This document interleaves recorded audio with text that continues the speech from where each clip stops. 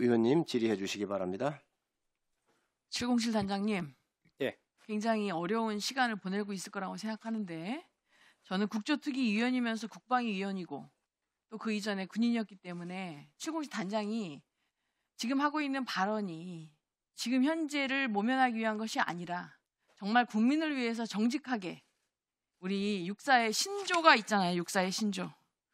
안일한 불의의 길보다 험난한 정의의 길을 택해서 정확하게 답변해 주실 거라고 생각합니다. 질의하겠습니다.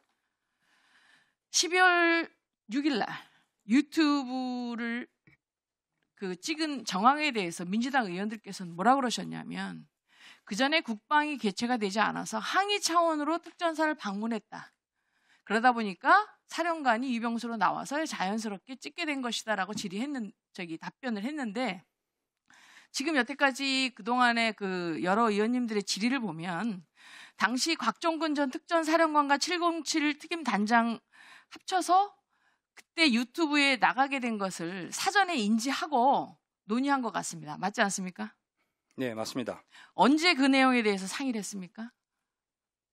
앞서 말씀드린 대로 12월 6일 08시에 사령관 요청에서 3명이 사령관실로 들어갔습니다. 그때 대화가 순조롭게 진행됐습니까?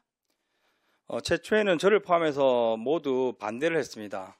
왜냐하면 민주당 의원만 오시는 건 아닌 것 같다. 여당 의원님들도 모셔야 된다. 이런 이야기를 1시간 정도 제 기억에 의사 교환을 했는데 사령관께서 본인이 오늘이 아니면 기회가 없을 것 같다. 부대원들과 부하들을 위해서 꼭 말을 해야겠다. 이렇게 말씀하셔서 저희가 이제 09시 정도부터 그럼 시간이 없으니 빨리 준비를 하자 해서 그 받은 예상 질문에 대한 답안지를 써드리고 10분에서 20분 정도 연습 시간을 드린 이후에 나갔습니다. 그렇다면 곽종근 전 특전사령관은 707 특임단장 포함해서 법무실장도 일부를 불렀다면 그 전에 유튜브를 찍은 김병지 의원과 통화했다는 얘기죠. 맞지 않습니까? 예, 사전에 통화를 했고 예상 질문을 받았고 저희가 준비하는 과정에서도 어디쯤 오고 있다고 전화를 받았습니다.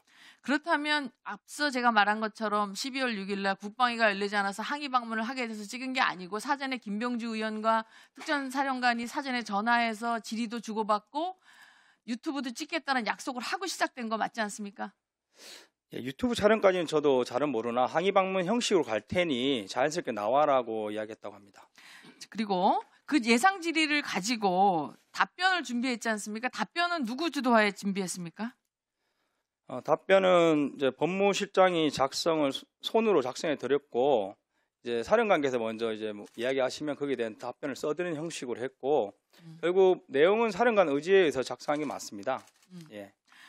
그리고 이제 이러한 답변서를 같이 작성했는데 이렇게 답변한 답변서와 나중에 유튜브를 찍으면서 김병주 의원과 대화한 내용의 싱크로율, 그러니까 어느 정도 그게 유사했습니까? 앞부분은 좀 비슷했는데 후반부는 예상 질문 없는 질문들이 많이 나왔고 사실 저희 특전사 부대원들은 사령관 유튜브 보면서 그냥 고마운 마음만 들었습니다. 사령관께서 양심고발 해주셔서. 근데 제가 최근에 그 유튜브를 다시 돌려봤더니 김병주 의원께서 하신 첫 번째 질문이 안으로 들어온 병력들이 본회의장으로 밀고 들어왔었거든요. 그때 지침 받은 게 없느냐 이렇게 묻습니다. 근데 저희는 본회의장이라는 것도 모르고 거기 들어간 인원도 없습니다. 근데 질문을 그렇게 하다 보니까 사령관님께서 답변하실 때 이제 본회의장의 단을 포함해서 이렇게 답변을 하시는 게 나오는데 그래서 질문이 좀 받은 거와 다르게 좀 나왔습니다. 그 말은 질문이 특정한 답을 유도하기 위한 질문으로 이해했다는 거죠? 그럴 수도 있다고 생각합니다. 지난 12월 6일 곽종근 전 특전사령관은 민주당 김병주 의원이 진행한 유튜브에 출연해서 전임 국방부 장관으로부터 국회의사당 안에 있는 요원들을 밖으로 이렇게 좀 빼내라라는 지시를 받았다고 했어요. 근데 거기 김병주 의원이 왜 끌어내라는 지시를 받은 거예요? 구체적으로 정족수를 못하게? 라고 이렇게 물었어요. 그랬더니 곽종근 사령관이 그렇게 유추는 할 수 있는데 제가 어떤 목적으로 그렇게 하라. 즉 국회의사당 안에 있는 인원이나 요원들을 밖으로 빼라는 지시는 받은 상황이 아니었기 때문에 라는 말을 합니다. 즉 이때까지는 정족수라는 말을 듣지 못하고 답변한 겁니다. 맞지 않습니까? 네, 그런 것 같습니다. 네. 그리고 지난해 12월 10일 국방위 현안 질의에서 대통령과의 통화 사실을 묻는 박범계 의원 질의에 오전에는 12월 10일 오전에 그러니까 곽종근 사령관과 특임단장이 식사 후에 의원들을 만나기 전에는 직접적인 설명을 오전에는 답변을 안 했어요. 대통령이 통화 사실을. 근데 오후에는 아주 직접적으로 대통령께서 비아폰으로 제게 직접 전화를 해서 안에 있는 인원들을 끄집어내라. 이렇게 말하는 등 갑자기 답변 태도가 확 바뀝니다. 그리고 12월 10일 곽종근 전 특전사령관은 모 매체와의 인터뷰에서 김용현 전 장관이 아니라 대통령이 비아폰으로 저한테 직접 전화하시고 아직 의결 정족수가 차지하는 것 같다. 문을 빨리 부수고 들어가서 안에 있는 인원들을 밖으로 끄집어 데리고 나와라라고 말씀하셨다. 이렇게 말을 했습니다. 이것도 알고 있죠? 네, 알고 있습니다. 그런데 제가 전화했다는 걸 확인해 보니까 또 뭐라 그러냐면 직접 들은 건 아니고 화상회의 중에 마이크가 켜져 있어서 그걸 들은 것 같다라고 이렇게 또 질의합니다. 맞지 않습니까? 그 부분은 제가 확실하게 말씀을 못 드리겠습니다. 사령관께서는 1려 단장한테 지시를 하지 않았고 707 단장과 전화로 통화했다. 그 707 단장에게는 150명이 넘으면 안 된다는데 들어갈 수 없겠냐는 식으로 간략하게 대화한 걸로 진술하셨고 1려 단장한테는 직접 전화를 안 했는데 본인이 상급자로부터 전화를 받고 복명하는 소리가 복명 소리인지 전화기 안에 있는 상급자의 소리인지 모르나 그게 이제 회의장 시스템으로 여단 전파됐다 이렇게 말씀하셨습니다. 그래서 제가 이렇게 말씀드리고 싶은 내용은 뭐냐면 곽종근 사령관의 제가 그동안에 방송에 나간 거 유튜브 그다음에 국조위에서 발언한 내용을 제가 다 정리해 보면 아주 미세하지만 굉장히 많은 단어가 바뀌어요. 여기 특전사령관이 있다면 제가 구체적으로 질의할 텐데 제가 707 단장한테는 말을 못하지만 1분만 더 주십시오. 네, 더 주세요. 제가 생각할 때 707 단장은 곽종근 사령관이 부하들을 위해서 유튜브를 촬영했다고 하지만 제가 생각할 때 곽종근 사령관은 12월 3일 비상계엄 전에 본인의 질의에 의하면 12월 1일 날 김영현 장관으로부터 6개 시설의 확보 임무를 들으면서 계엄이 있을 거라고 짐작했다라는 말을 합니다. 만약에 본인이 지금 말하는 것처럼 그게 위법하다고 스스로 판단했다면 가장 특전사의 정예부대인 707 특임단과 공수 여단들을 어떠한 지시가 있었어도 출동시키지 않는 게 정말 부하를 사랑하는 것이지 그 지시를 해놓고 나가서 다른 특정한 민주당 의원들의 얘기를 듣고 거기에서 본인이 마치 부하를 사랑하는 것처럼 본인이 모든 책임을 지는 것처럼 말한 것은 군인으로서 정의롭지 않은 거라고 생각합니다. 어떻게 생각하십니까? 저는 그 사령관님의 진실성에는 의심하지 않습니다. 분명히 본인께서도 후회한다고 뼈아프게 후회한다고 말씀을 하셨고 그리고 이제 본인께서 12월 3일 21시 45분에 전 김용현 장관의 전화를 받기 전까지는 그 계엄이 이런 계엄이 아니었습니다. 북한의 어떤 도발에 의해서 자연스럽게 군이 동원되는 그 계엄을 생각하셨고 그것 또한 반대 의사를 표시했습니다. 그래서 그때도 본인께서 말씀하신 게 북한의 어떤 도발에 의해서 가는 것도 난 반대하지만 이거는 거역할 수 없는 지시다. 그런 일이 생기면 내가 책임지겠다. 이 자세로 준비를 했고 단 그날 20일 45분에 김용현 장관의 직접 지시 20분 후에 발표가 있다. 이 지시를 받고 당황스러워서 이제 부랴부랴 일상구여단에 그리고 특항당과 저에게 전화를 했습니다. 그래서 이제 1차 지시를 했는데 그 부분에 대해서 본인이 항명하지 못한 것을 후회하고 있다고 제가 알고 있고 그 이후로 지금까지 사령관께서는 딱 하나입니다. 물론 생각의 착오와 여러 가지 보이지 않는 오류가 있을 수 있으나 부대와 부하를 위해서 본인이 책임지겠다는 자세로 지금까지 하고 계신 거는 저는 믿고 있습니다. 더 드릴까요? 예, 더 드리십시오. 제가 707 단장이 특전사령관을 생각하는 마음은 충분히 이해하고 군인으로서 좋은 자세라고 생각은 하는데 제가 드리고 싶은 말씀은 뭐냐면 지금 707 단장의 이야기를 정리하자면 12월 1일 김영현 장관한테 6개 시설을 확보하라 할 때까지는 계엄이 있을 수 있다라는 짐작을 했고 그렇다 그것이 북한의 어떤 도발이라고 생각했다. 그런데 그날 12월 3일 날 21시 40분경에 예하 부대를 지시할 때 그 지시를 알고 고민을 했다. 것까지도 이해하고, 근데 군인이기 때문에 출동시켰다. 그것까지도 제가 군인이라고 이해한다면 왜 그 이후의 태도가, 왜 민주당 의원들을 만나서 유튜브를 찍고 그거를 그렇게 의원들이 변호사를 대주겠다, 또는 어떤 특별하게 공익 제보자로 인정해주겠다는 그런 말에 의거해서 그렇게 개별적인 만남을 했냐는 겁니다. 그렇게 정정당당하다면 국조특위에 나와서 본인의 것을 정확하게 얘기했어야 됩니다. 특별한 밀폐된 공간에서 특정 정당의 인원과 대화를 나누고 그걸 한 것은 군인으로서 옳지 않은 행동이고, 그걸 통해서 본인의 답변이 시시각각 변하고 있는 것이 군인으로서 잘못됐다는 것이지, 군인으로서 명령을 받고 그 명령을 수행한 것 자체를 얘기하는 게 아니에요. 제가 말하고 싶은 건 군인으로서 임무를 수행한 그 자체를 논하는 게 아니라, 임무를 수행한 것 자체에 대해서 말이 바뀌고 답변이 자꾸 그때그때 오락가락하고, 또 요구하지도 않은 자수서를 혼자만 작성해서 내서 본인의 안위를 택한 그러한 방법이 군인으로서 제가 볼 때 옳지 않다라는 겁니다. 이상입니다. 네, 강산영 의원님 수고하셨습니다. 특임단장님 이거에 대해서는 하실 말씀 없지요? 예, 없습니다. 다음은 임종덕 의원님 질의해 주시기 바랍니다. 김현태 특임단장님 수고 많습니다. 제가 준비한 질문을 하기 전에 오늘 답변하신 내용 중에 좀 궁금한 거 몇 가지 추가로 한번 물어보겠습니다.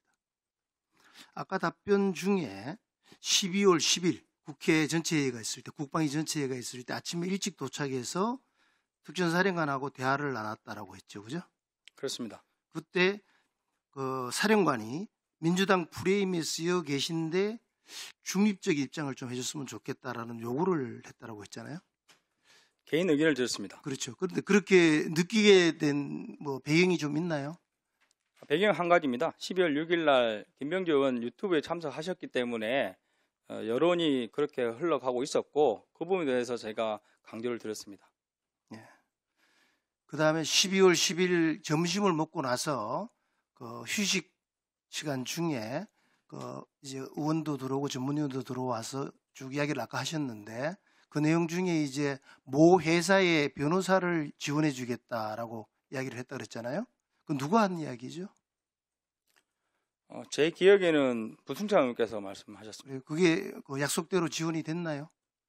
당시 기억나는 것은 외국에서 들어오고 있고, 그리고 부회장 전문이면서 민주당에서 이제 믿는 잘하는 변호사다. 그래서 이제 붙여주겠다고 했는데 이후에 안 붙여진 걸로 알고 있습니다. 예. 그 다음에 아까 자수서 내용을 보셨다라고 이야기를 했고, 그 내용을 좀 기억을 좀 하고 계신 것 같은데, 이 자수서가 어느 시점에 누구랑 쓰여졌는지에 대해서도 알고 있나요? 자수서는 본인께서 12월 9일 검찰 출석 전에 작성하셔서 검찰에 제출한 내용입니다. 근데 그 자수서 본인이 그 발표를 한 내용이 언론에 다 나왔지 않습니까? 근데 거기에 써져 있는 내용을 보면은 좀 특이한 게 있었어요.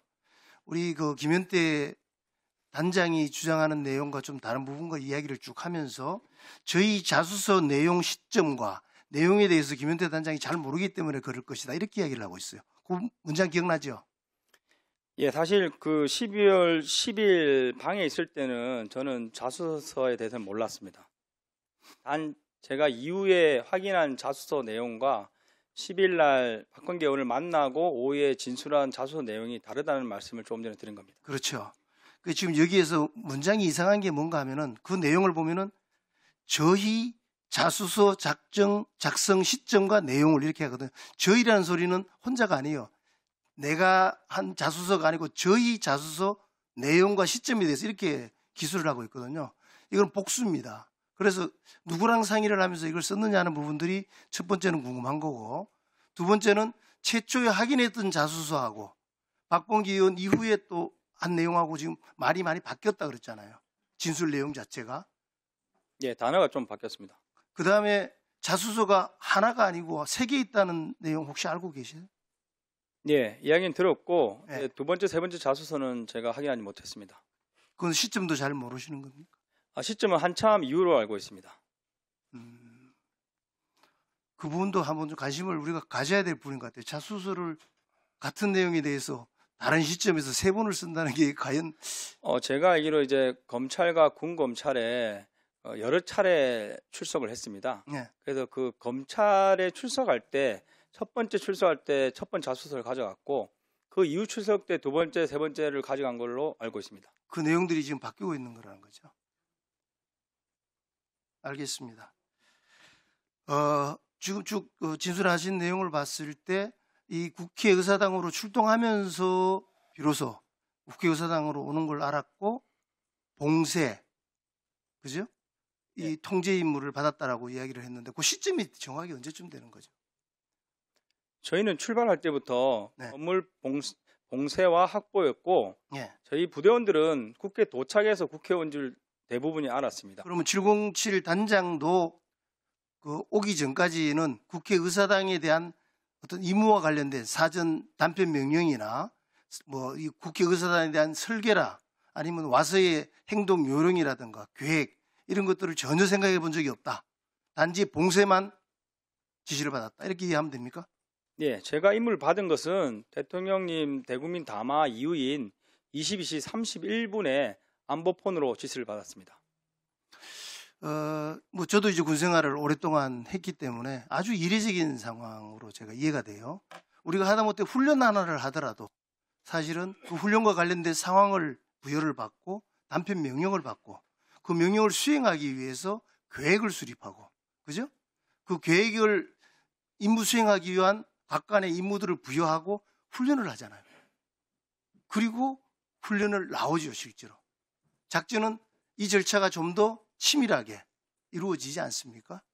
근데 이 국회의사당을 봉쇄하라는 지시를 받으면서 그런 일이 그전에 한 번도 아무런 지침이 없었다. 이렇게 이해하면 되는 겁니까?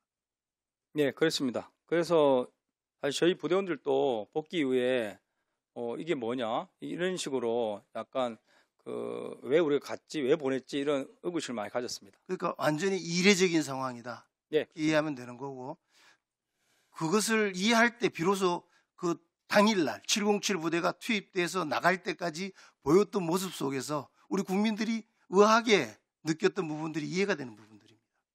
사실 사전에 계획되고 훈련되고 준비되었다라면 그런 모습을 보이지 않았겠죠. 그렇지 않습니까? 그렇습니다. 그리고 훈련되고 계획 되었다 한들 만약에 그 대상이 우리 국민이었다면 일체 하지 않았을 것입니다. 그렇죠. 지금 계속 봉쇄 임무를 받았다. 그다음에 또 확보하라고 지시를 받았다. 이렇게 하는데 이 봉쇄 확보가 이 군대 용어예요. 그래서 네. 국민들이 봤을 때는 좀 이해하기가 쉽지 않은데 이 봉쇄의 임무를 어떻게 이해를 했습니까?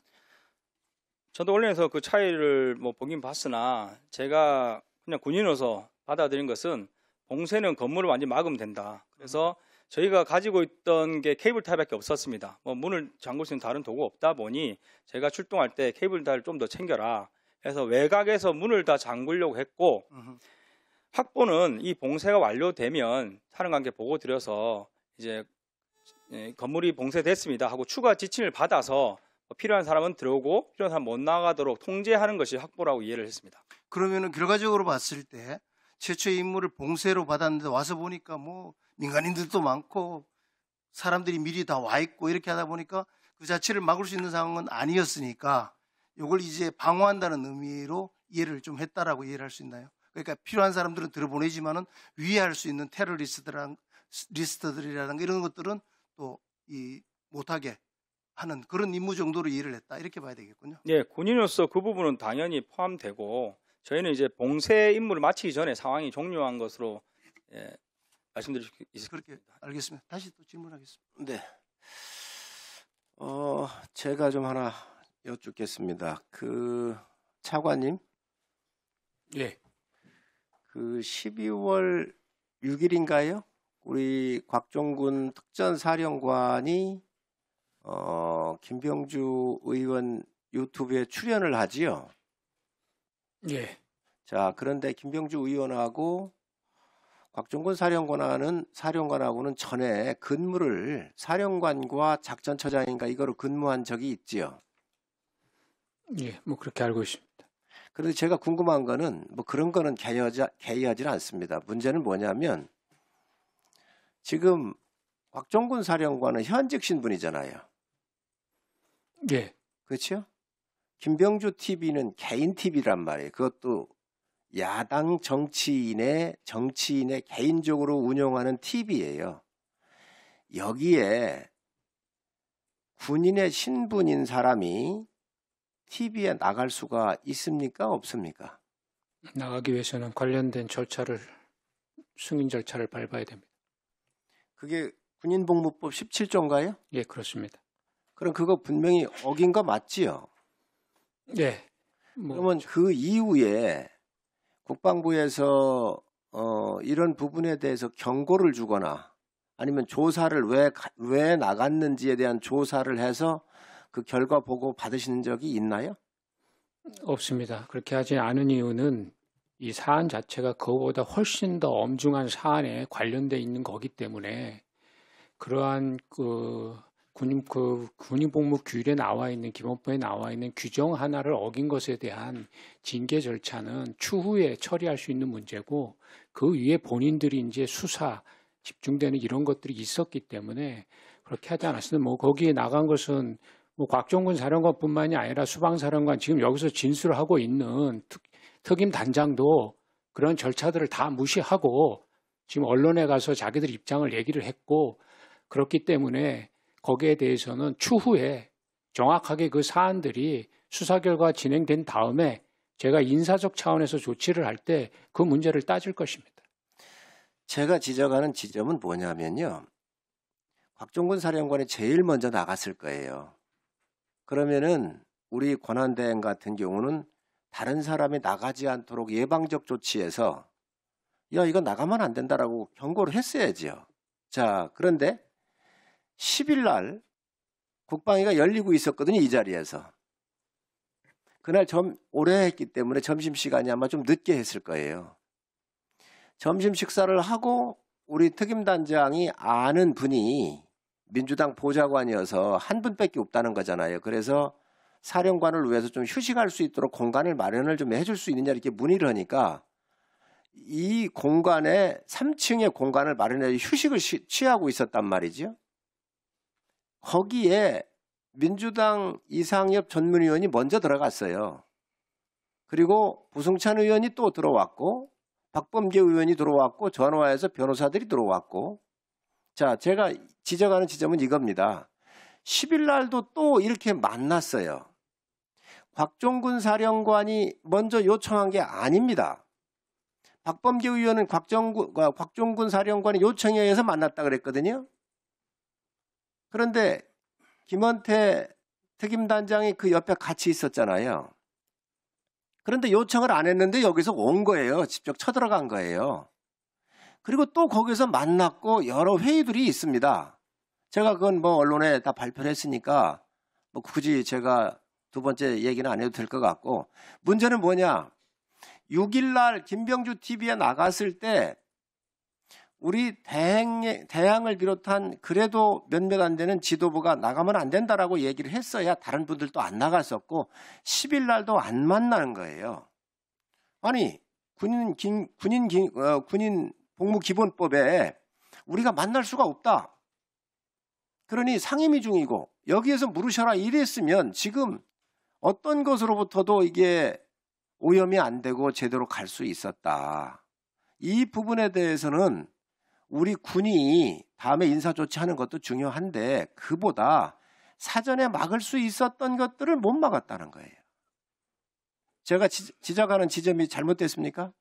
아닙니다. 위원장님 지적 충분히 이해했고요. 제가 사후적 관점이지만 이렇게 제복 입은 군인들이 무분별하게 언론에 나가거나 다른 방법으로 자기 입장을 표명하는 것이 이렇게 반복되는 상황이 된 결과를 봤을 때 제가 최초에 그런 일이 있었을 때 그것을 엄중하게 문책하지 않은 것 그것이 아마 또 이런 결과를 낳은 것이라는 지적에 대해서는 제가 겸허히 받아들이겠습니다. 그러나 제가 분명히 그런 행위에 대해서는 이 사안이 처리된 이후에 분명히 인사적 조치해서 거기에 대해서 반드시 책임을 묻도록 하겠습니다. 우리 차관님이 비교적 원칙주의자십니다. 제가 이렇게 쭉 지켜본 바에 의하면 그래서 물론 이 상황이 너무 엄중했고 처음 겪는 일이었고 혼란스러웠기 때문에 다들 혼란 속에서 어떤 질서를 모색하기는 시간적으로 필요했습니다.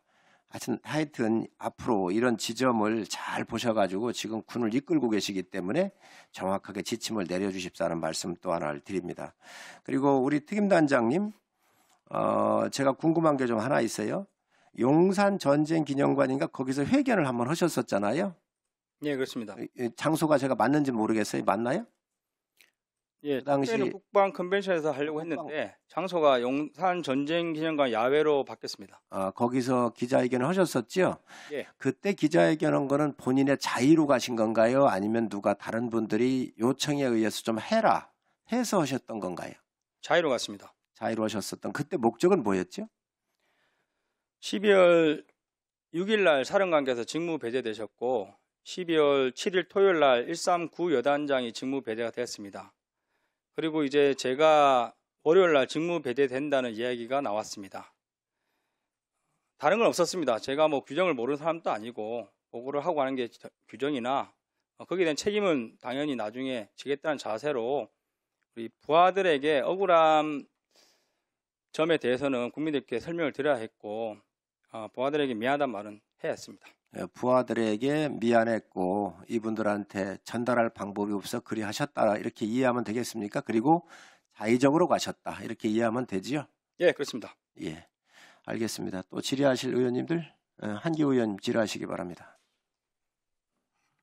우리 김현태 단장님 말씀하시는 걸 보니까 저도 군복을 입었던 선배로서 정말 가슴이 아픕니다. 군인들은 명령에 의해서 죽고 명령에 의해서 삽니다. 그러다 보니까 명령이 내렸을 때 죽을 자리라도 가라면 가야 되는 숙명이라고 할 수 있는데 그걸 오늘 또 한 번 더 아주 절실하게 느끼게 됩니다. 단장님은 단장님 외에 밑에 있는 그 부하 부대장이나 참모들이 조사받은 사람이 몇 사람이나 있어요? 제가 숫자는 세어보지 않았으나 연간장교 위주로 조사를 했고 오늘 그 단전을 했던 요원이 오늘 공검찰에 다녀왔습니다. 그래서 숫자는 많지는 않습니다. 10명 내외로 알고 있습니다. 그 다음에 실제로 아까도 뭐 국회 정족수 얘기를 하고 했는데 그 개헌법을 보신 적이 있어요? 이 12월 3일 이전에? 없습니다. 없죠. 개헌법을 보신 적이 없을 겁니다. 거의 다. 그러니까 사실은 계엄을 발령하고 나서 그게 국회에서 의결해서 돼야 된다는 것도 이 끝난 다음에 아는 거지 당시에도 몰랐잖아요. 그렇습니다. 예, 전혀 모르는 상태에서 명에 의해서 따르고 또 필요한 부분들은 독자적으로 단장이 스스로 생각해서 이건 하자 안 하자 이런 결정을 하셨을 것으로 보이는데 그래서 이제 더 특히 안타깝다는 겁니다. 근데 이번 증인에 707 단장님은 포함을 안 시켜줬는데 주임원사를 증인으로 부릅니다. 네, 주임원사는 아니고 8월 8일 대통령과 골프를 쳤던 요원 중에 한 명입니다. 그 명단에 있는 이번에 증인으로 오는 사람이 대통령님과 골프 쳤던 분이에요? 그렇습니다. 그래서 저는 왜 단장님은 안 부르면서 밑에 있는 부사관을 부르는가 이랬더니 골프를 쳤다고 부르는군요. 그 다음에 이제 JTBC하고 인터뷰한 과정을 좀 물어보고 싶은데 3층에서 이제 앞에서 쭉 말씀하셨으니까 근데 JTBC 통상 인터뷰를 하면 지금 저 카메라가 제가 얘기하는 것을 뭐 사전에 이제 뭐 질문지를 줘서 하는 경우도 있고 그냥 얘기하는 걸 지금 찍는 것처럼 이렇게 찍는 경우도 있는데 어떤 식으로 진행했는가? 예를 들어서 질문을 먼저 주고 대답을 듣는 걸 보고 그냥 찍었는가? 그 대답한 것을 보고 좀 이렇게 대답을 하는 게 좋겠다라고 해서 다시 변경해서 대답을 했는가? 어떤 식으로 했어요? 변경은 없었던 걸로 기억하고 단 한 번 연습을 하고 2번 찍은 걸로 기억합니다. 연습을 하고 찍은 거예요? 그냥 질문하고 그냥 찍은 게 아니라 연습이었는지 뭐 촬영한 게 좀 달라서 다시 촬영한 건지 기억 안 나나 뭐 사전에 이렇게 답안지를 주고받지는 않았습니다. 근데 이제 그 다시 한번 찍고 다시 한번 또 찍고 이렇게 이제 했던 거네요. 그 다음에 당시에 이제 뭐 여러 가지 그 언론 보도 나온 거 이런 걸 보면 회유냐 아니냐 이게 이제 하나의 그 이슈가 되고 있는데 거기서 이제 발언한 것 중에 우리 단장님이 그런 얘기를 하셨어요. 그때 박범계 의원님과 민주당 의원님들이 들어와서 이미 대세가 기울었다. 민주당이 끝까지 챙기겠다. 이런 얘기를 했다고 그러죠. 제 기억에는 전문위원께서 하신 걸로 기억하는데 정확히 누가 했는지는 기억나지 않습니다. 하여튼 그쪽에서 민주당 쪽에서 그런 얘기 있었다. 예. 그러면 생각을 해보세요. 지금 이제 세월이 지나서 12월 3일에서 벌써 2달 이상 지났으니까 민주당 의원들하고 우리 국민의힘 의원들하고 하나의 사안을 가지고 보는 시각이 양쪽이 다르다는 걸 느끼죠. 예, 그렇습니다. 예. 그러면 실제로 민주당 의원님들이나 민주당 소속된 당직자가 이야기하는 것이 우리 군인들을 보호하려고 그런다고 생각하세요? 그 부분 개인 사견이라 답변 안 드리겠습니다. 네, 알겠습니다. 그 다음에 또 회유라는 부분에 대해서 또 이렇게 얘기할 수 있는. 더 드리세요. 이제 박범계 의원이 뭐 질문하고 이러고서 나중에 이제 JTBC가 나왔는데 그때 이제 이런 얘기를 하잖아요. 아니 아까 얘기한 거고 다르잖아. 이렇게 얘기를 하죠. 그죠? 예. 그런 부분들이 있었잖아요. 예. 그래서 박범계 의원하고 앉아서 테이블에서 얘기한 거하고 카메라로 찍을 때하고 또 얘기가 달라진 부분들이 있어요. 그래서 지금 박정군 중장은 여러 번 지금 인터뷰를 하거나 그 다음에 유튜브에 출연하거나 국방위원회에 오든가 또 우리 국조특위에 오든가 자꾸 변화가 있었기 때문에 이런 문제가 생겨요. 그러니까 오늘 단장님이 보니까 아예 좀 민감한 사안은 써가지고 오셔서 지금 답변하시는데 최소한도 군인은 자꾸 바꾸면 안 돼요. 그리고 한번 그게 옳다고 했으면 그게 맞는다고 했으면 그걸 주장하는 게 맞습니다. 그래서 어디 가서든지 앞으로도 어떤 자리가 있더라도 단장님으로서 직군 대령으로서 내가 사실이 이거다. 그러면 그 사실에 대한 건 똑같이 답변하고 똑같이 주장해야 돼요. 그리고 이번 사건이 있고 나서 우리 707 단장님께서 이제 이런 얘기들 한데 모범장병 경련 줄 알았더니 계엄 사전 모의였다. 대통령께서 단장님을 포함해서 대통령실에 불러서 술을 먹었다. 경호처에 파견돼서 707 요원이 의학 경비를 써서 굉장히 불평불만이 많았다. 특임단이 국정원과 함께 백령도에서 북한 오물풍선을 격추했다. 케이블 타이를 특정인 체포 목적으로 사용했다. 이런 가짜 뉴스들이 계속 시중에 나왔죠. 예, 그렇습니다. 이거 전부 다 가짜죠. 예. 그래서 단호하게 하셔야 된다. 그렇지 않으면 그냥 쉽게 되다 보면 그냥 또 넘어가서 가짜 그냥 군복을 입고 있기 때문에 잘 모르시지만 단호할 때는 아주 단호하게 얘기해야 돼요. 네, 한기호 의원님 수고하셨습니다. 다음은 윤상현 의원님 질의해 주시기 바랍니다.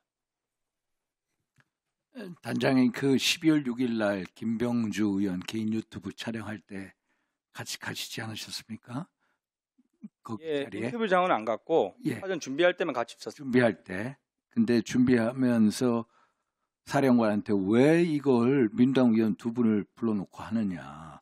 국민의 의원도 당연히 오해야 되는 거 아니냐. 또 공개적으로 해야 되는 거 아니냐. 이런 식으로 다투셨죠. 예, 그렇습니다. 그게 어느 정도 다투셨습니까? 지휘관이셨기 때문에 의견을 드리는 정도였습니다. 예. 그러면 우리 사령관님 답변은 어떠셨어요? 서로 대화가 오고 갔는데 사령관께서 말미에 더 이상 기회가 없을 수 있다. 내가 지금 아니면 못할 것 같다. 내가 너희들 다치지 않게 꼭 하겠다. 오늘 이런 식으로 말씀하셨습니다. 그래서 그 동영상도 저도 좀 봤는데 그러면서 뭐 인원이냐, 뭐 의원이냐, 뭐 여러 가지 끌어내라 얘기가 나오지 않습니까?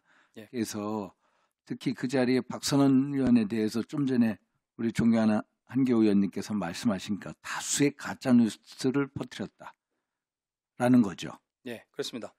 참 제가 오늘 단장님 보면서 느끼는 참 정의감이 있으시고 정치적으로 중립을 지키려고 대단히 노력하신 군인이시다. 정말 군인 정신 투철하신 분입니다. 저도 깜짝 놀랍니다. 어떻게 의원들이 일종의 관련자 증인 되신 분들한테 가서 회유를 하고 또 가스라이팅을 하고 도저히 저희들은 생각할 수가 없어요.